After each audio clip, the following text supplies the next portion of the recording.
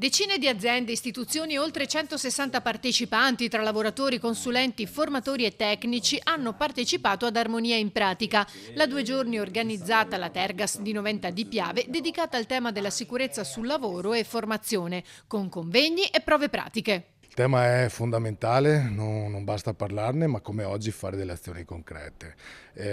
Questo anche accordo tra Stato e Regioni ci dà ancora qualcosa in più su cui lavorare, soprattutto perché anche gli imprenditori devono mettersi in prima linea e quindi non possiamo altro che fare un plauso a queste iniziative. Secondo i dati INAIL, nel primo trimestre del 2025 si sono registrate complessivamente 200.000 denunce di infortunio, con un incremento del 3% rispetto allo stesso periodo dell'anno precedente.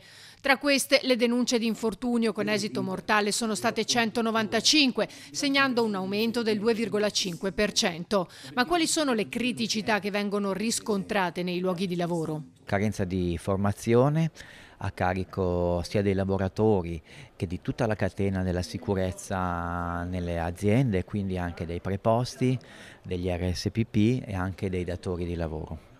Inoltre c'è una carenza di formazione legata alla formazione nella lingua d'origine dei lavoratori.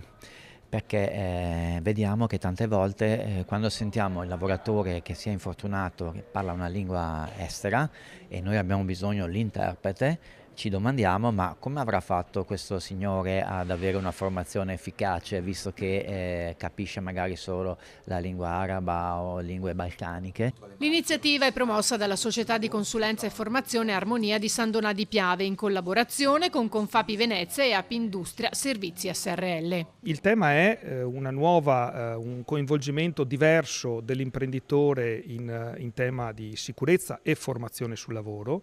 Nella prospettiva di questo nuovo accordo Stato-Regioni, sostanzialmente la figura dell'imprenditore diventa parte attiva anche nei processi formativi per la sicurezza.